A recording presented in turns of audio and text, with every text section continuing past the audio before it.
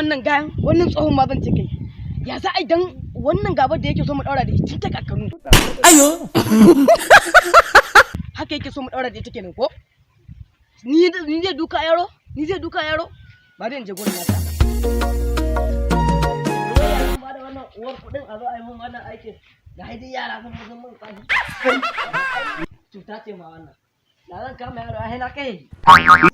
wallahi zan fas kai inan ne wai da zama na kama wani yaro wallahi yaron ko na gidan uban waye in ba na uwarsa ba Allah ya dina ayo wai kaga je karan je aka gini na amma tsakani da Allah na kin ka ga yaro kai amma alaikum assalam wace ka zo ka da kan mun dana yaron naka ne malam uban dawa ba wani yaro na malam rodi tsoho da ka da mugun hali ka da yaro na gida he jinya yake to kai kara ta malam uban dawa haka za mu yi kai ne haka za a yi da ni in ne kare ka fatina ne zai da gidan ka fa matar ka ce za ta dawo gidana dan dorin kwahegi kai malam ka ci mutuncin dana ka zo ka ci mutuncin matata ban ce ka je kai kara ba dan uwarka Allah ya sa to ka jira nan kai je ka dan babanka yake dinan ne ya zo ya bata min gariya yake dinan ne ya biya bata min riga tun ta gari a garin nan dan uwar mutum waye taba ka dan uwarsa wallahi mutum wanda ne wallahi dan uwarsa a garin nan akwai wanda ya taba kai ka da kan gwasa nan ma mu je ko gari cikin dan uwarsa gini na dan rurrufe ma muka je kawai ka hiru ka zama ba gari na bane dan uwarsa ne ba dan uwar mutum ba a garin nan ba dan uwarsa ayo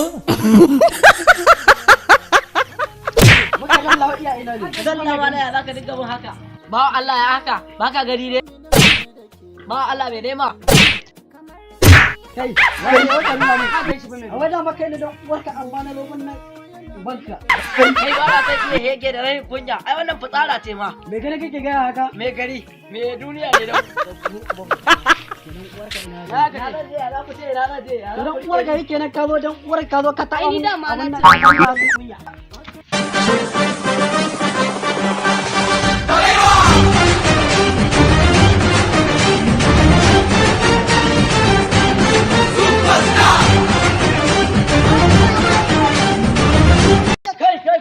ku a kwaso muku abinci mun yin wata ne ka bari akwai gidanmu an gama abinci ka zo mu je ebo ma Allah mai unguwa waya zai ma idan la gaba mai unguwa kai mutum amma kuma malamunce ka da sai ka da abinci kai ban ce kai mai hiru ba ina zuwa kanka yanzu kullun nan da muka baka to samu mai unguwa kai nace ma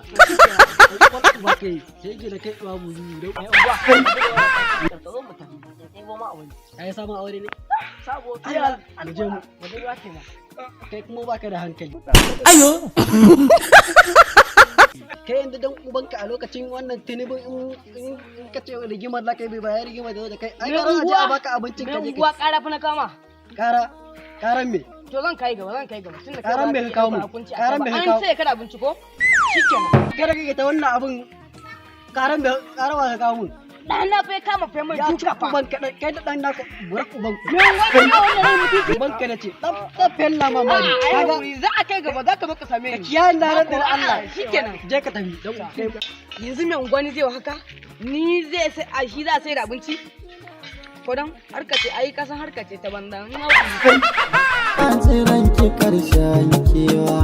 inda je yabo a kawo maka sai ka fito yau mata ta yi rai ta kawo haka tun da ni dai na ci na ƙuni. Ni kwanan nan ma samun aure zan yi nan. Alkwata ba ta yi. A gwargwa sannan Hafsa ita lan aure. Ayo. Yawwa. Ga hina hannu biyu. Ga hai abincin mai unguwa an ka ce ka tura yaro ya kai min gida. Yar uba yaran nan fa da gaske yake amma da dan wancan ai hege wani dan wai an taba mai da. In ba ma an ga abincin ma. Ai na ji duka in modawa na kanshi ma nake yi. ayo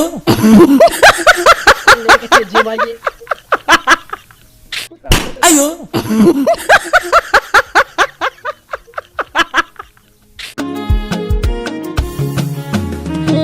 so bai gane mafari da ya so ka ji dari sai ya sa ka fi tsari shi ba a yi masa kure yana sa ka ji sauri